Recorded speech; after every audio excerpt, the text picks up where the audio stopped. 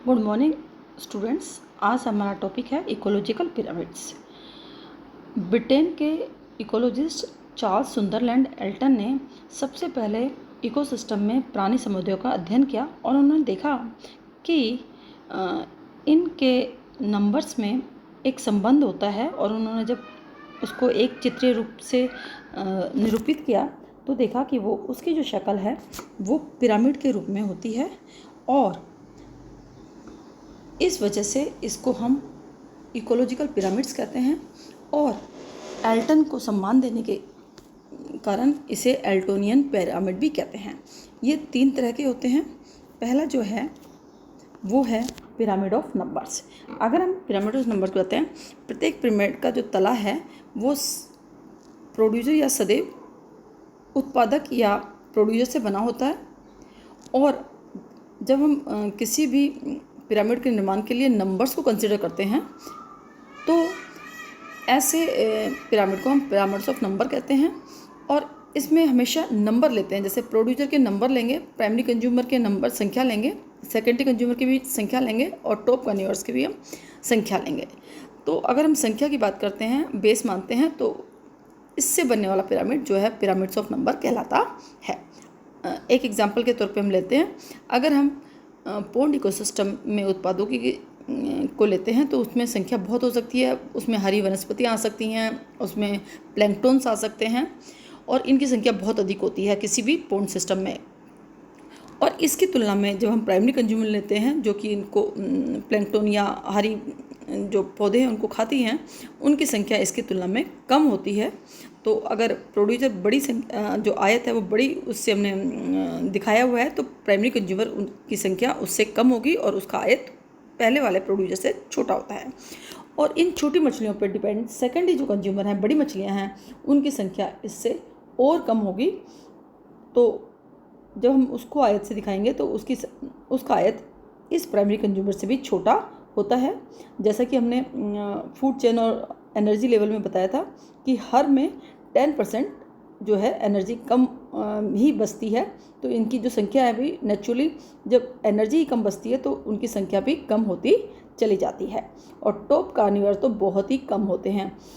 इसमें कई बार जब रिप्रेजेंट करते हैं तो हम प्रोड्यूसर जो होते हैं सपोज को पोन्ड इकोसिस्टम में है, तो हम इसमें प्लैंकटॉन या पौधों की फ़ोटो भी बना देते हैं। और प्राइमरी कंज्यूमर में हम छोटी मछलियाँ, और सेकेंडरी कंज्यूमर में हम बड़ी मछलियों के चित्र भी बना देते हैं। इस तरह भी इनका निरूपण किया जा सकता है। दूसरा क्या होता है कि हम इसको जब बनाते हैं तो हम इसको तिकोने काटते हुए बना सकते हैं, जो कि बिल्कुल हमें हुबहू पिरामिड की तरह दिखाई देता है। ऐसे पिरामिड जिसमें प्रोड्यूसर के नंबर ज़्यादा और प्राइमरी कंज्यूमर, सेकेंडरी कंज्यूमर और टॉप कार्निवर्स के कम होते चले जाते हैं, इनको हम अपराइट या सीधा पिरामिड कहते हैं। परंतु पिरामिड ऑफ नंबर से बनने वाला प्रत्येक पिरामिड जो है वो सदैव ही अपराइट नहीं होता। परंतु अगर हम एग्जांपल लेते हैं, एक पेड़ पे रहने वाले बहुत सारे कीट होते हैं, तो नेचुरली पेड़ तो क्या है, एक है, और उस पर रहने वाले जो कीट हैं वो बहुत ज़्यादा होते हैं। और उन कीटों को खाने वाले पक्षी बहुत होते हैं। तो प्रोड्यूसर तो क्या है, सिर्फ एक ट्री है, तो उस पर रहने वाले जो कीट हैं जिसे हम इंसेक्ट्स कहते हैं वो बहुत ज़्यादा हैं, और सेकेंडरी कंज्यूमर भी बहुत ज़्यादा हैं, पक्षी वगैरह। इसलिए जब इसको हम बनाते हैं तो वो सीधा ना बन के हमेशा, क्योंकि ये नंबर पे है तो उल्टा बनता है, इसको हम इन्वर्टेड, आप देख रहेंगे सबसे नीचे छोटा है और उसके बाद बढ़ता चला जाता है, और इसलिए हम इसको इन्वर्टेड पिरामिड भी कहते हैं। दूसरा जो पिरामिड है वो है पिरामिड ऑफ मास। संख्या के पिरामिड का अध्ययन जब हम करते हैं तो वहाँ पाते हैं संख्या एक महत्वपूर्ण है तथा जीव का आकार या आकृति का कोई महत्व नहीं है। और जैसे कि हमने लास्ट एग्जाम्पल देखा था, जो वृक्ष है वो एक था और उस पर रहने वाले कीट ज़्यादा थे, तो हमें कई बार ये महसूस होता है कि ऐसा पॉसिबल नहीं है कि प्रोड्यूसर एक हो और उस पर जो प्राइमरी कंज्यूमर है वो बहुत ज़्यादा हो, उससे सेम कंसेप्ट नहीं आता। तो इसके लिए हम जब जे द्रोमन से पिरामिड मानते हैं तो हम इस पर देखते हैं कि इसमें हम जैव द्रव्यमान या अप्रगामी सस्य कहते हैं। पारितंत्र में के संपूर्ण जीवों या किसी निश्चित पोषण स्तर के समस्त जीवों के शुष्क भाव, ध्यान रखना इसमें ड्राई वेट लेते हैं, को जैव द्रव्यमान या अप्रगामी सस्य कहते हैं। जैव द्रव्यमान से बनने वाला पिरामिड सामान्यतः आकृति में सीधे पिरामिड जैसा ही होता है। देखते हैं नीचे बेस बड़ा है और ऊपर छोटा होता जाता है। और अगर हम पिरामिड पे देखें तो प्रोड्यूसर अगर 100% प्रोड्यूस कर रहा है तो प्राइमरी कंज्यूमर सिर्फ उसका 10% होता है, सेकेंडरी कंज्यूमर इसका 10% मीन्स 1% होता है, और टर्सरी कंज्यूमर सिर्फ 0.10% ही होता है। और ये ऊपर तक जाते जाते कम होता चले जाता है। जबकि हमने जब हम बात कर रहे थे वृक्ष वाला इन्वर्टेड, तो नीचे उसमें संख्या 1 थी, मीन्स इन्वर्टेड बन सकता है। पिरामिड ऑफ बायोमास कभी भी इन्वर्टेड नहीं बनता। नेक्स्ट हम बात करते हैं पिरामिड्स ऑफ एनर्जी।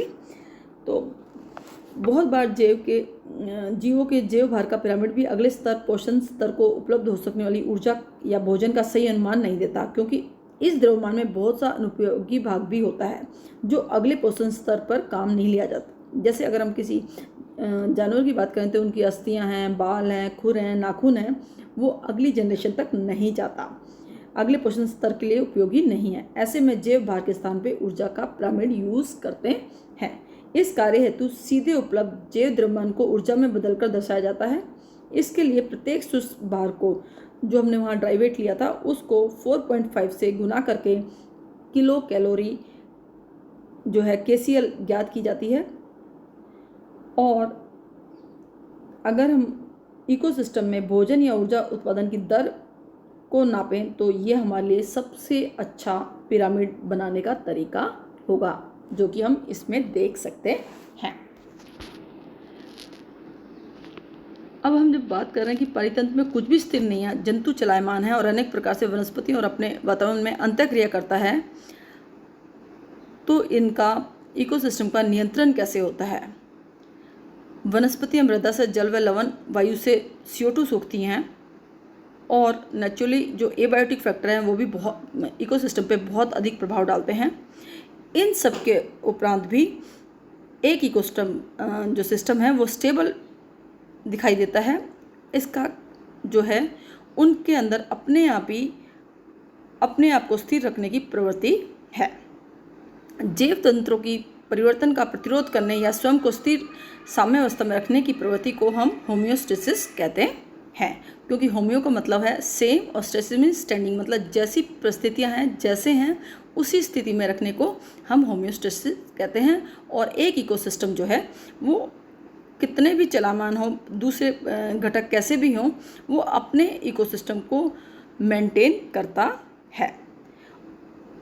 इकोसिस्टम जो है वो सेल्फ रेगुलेटरी है और डायनेमिक इक्विलिब्रियम में ही रहता है। मीन्स कभी किसी परिस्थितियों में कोई भी ट्रॉफिक लेवल चेंज हो सकता है, परंतु ओवरऑल जो है वो एक स्टेबल ही रहता है। पारितंत्र में विभिन्न कारणों से परिवर्तन आ सकते हैं। ये कारण प्राकृतिक भी हो सकते हैं, अप्राकृतिक भी, मतलब मैन मेड भी हो सकते हैं। प्राकृतिक कारण जलवायु कारणों में परिवर्तन, डिजीज़, प्रीडेशन आदि शामिल है, जबकि एक सामान्य पारितंत्र में नेगेटिव फीडबैक से भी स्थिरता बनी रहती है। मानवीय गतिविधियों के अलावा भी प्राकृतिक रूप से पारितंत्र में परिवर्तन आता है, परंतु इस परिवर्तन की दर अत्यंत धीमी होती है और इस परिवर्तन को हम सक्सेशन कहते हैं। इकोलॉजिस्ट ने पाया कि किसी पारितंत्र की बायोडाइवर्सिटी तथा जितनी जटिल होगी उसके स्थिर रहने की संभावना उतनी ही अधिक होगी। इस मान्यता को हम डाइवर्सिटी स्टेबिलिटी थ्योरी भी कहते हैं।